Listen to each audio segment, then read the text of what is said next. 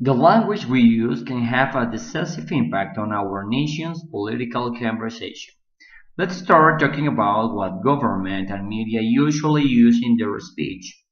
When you hear the terms unemployment rate, poverty, race, or war, it sounds like you're hearing a straightforward concept you can base a discussion on.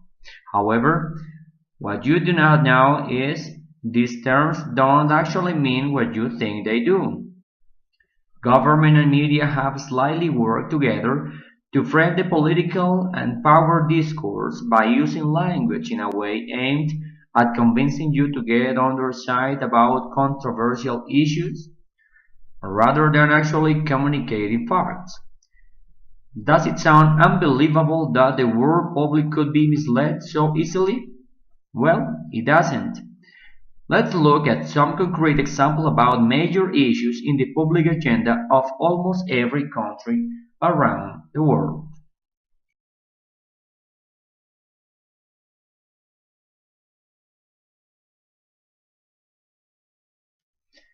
Okay, now, there is an unemployment rate. The Bureau of Labor Statistics uses two surveys, one of households, the others of businesses, to determine the unemployment rate. Just determine the numbers of potential job holders and the number of actual job holders, do a little math, and you've got the unemployment rate. Right, but not exactly. Do you count the inmates and jails and prisons? How about people who do temp work? Or those who work 10 hours a week? Or those on furlough? Do you count people who are only passively looking for work?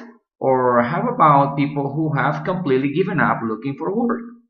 Well, the answer to those questions determine the unemployment rate, or it should be said, the unemployment rate. Governments actually have six.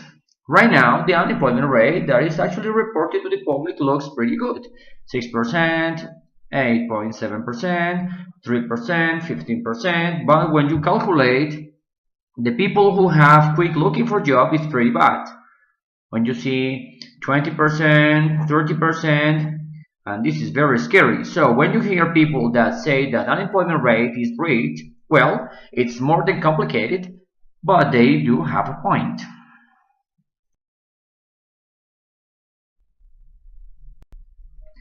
Okay, now let's have a look on poverty.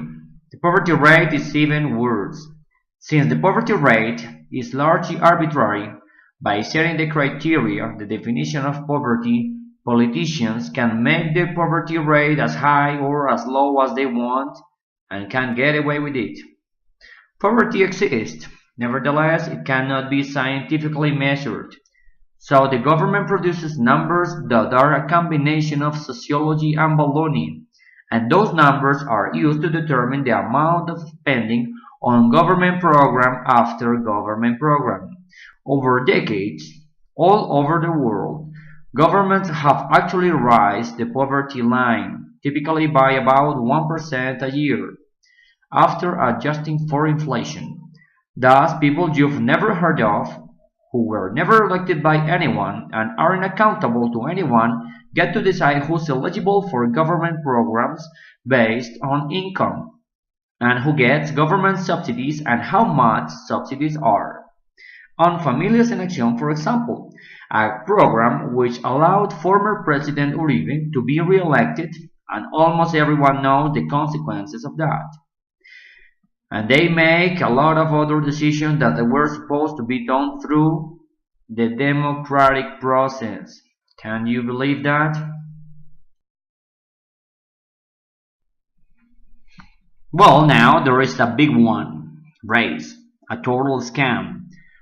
Race categories were created to oppress people, and that's how they are used today.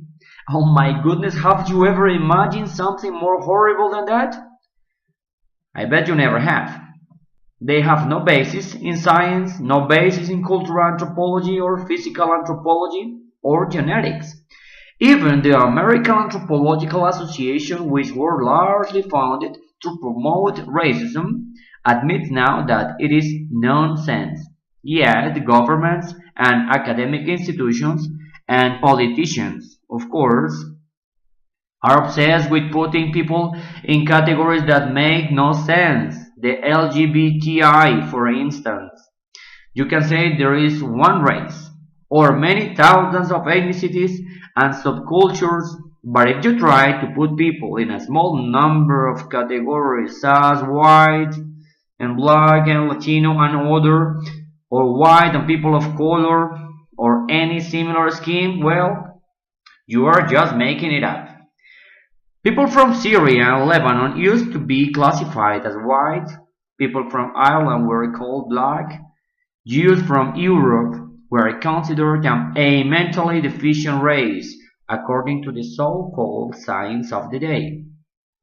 And the Latino group, combining people whose ancestors came from Mexico, Brazil, El Salvador, Cuba, the USA, Commonwealth of Puerto Rico, and many other places, people who have very little in common with each other.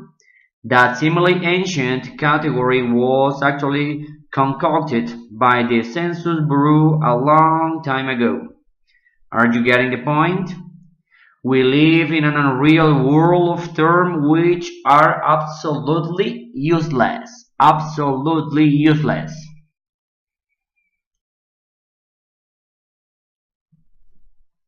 Finally, war. This really makes me laugh. This is one of the biggest lies we have ever heard.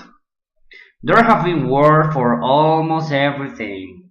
In God's name to put hands on Jerusalem, gold and silver since Spaniards took tons of that from America, Bolivia and Colombia, oil and water, oil as you've seen in Iraq and Libya. The list is endless. But now let's have a look on the following video. And please analyze the term that Obama and Trump make about the same issue. Remember to keep in mind the big picture behind every word and essentially every one of their body language gestures. America must no longer deny resources to Afghanistan because of the war in Iraq. As we know, in 2011, America hastily and mistakenly withdrew from Iraq. Our commanders have been clear about the resources they need for training. And those resources have been denied because of the war in Iraq. Now that will change.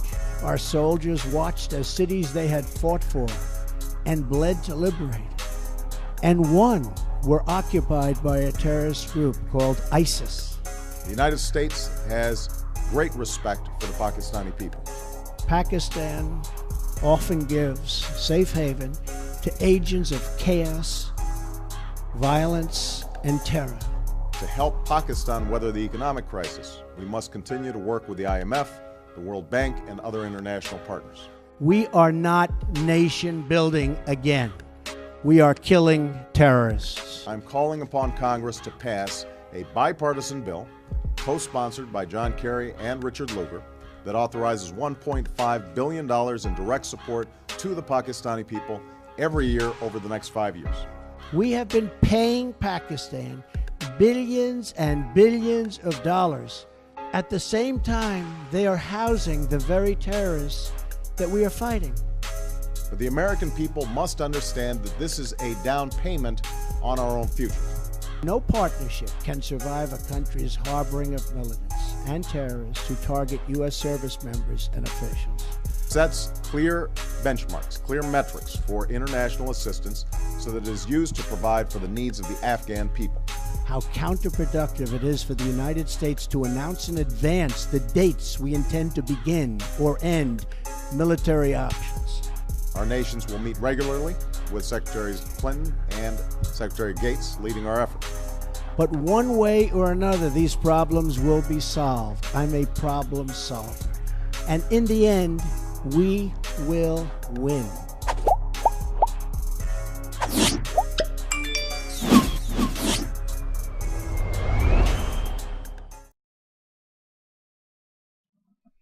Well, now finally to sum up, terms such as carcinogen, renewable energy, inflation, Terrible assault weapons, or even a dream world peace are all much more complex than they seem as well. Next time you hear one of these terms or any other suspicious concept, listen carefully and make sure you are actually having the conversation you think you are. If we are going to move forward as teachers or nation, we need to concern ourselves with facts, not words that are, at their heart, meaningless. Do you remember all the promises politicians make before they are elected? Well, if we can think objectively, we can start to fix problems plaguing our nation and world or even our schools. But in the hands of our government bureaucracy, ill-defined terms become things of wax to shape as they please. Thanks for watching.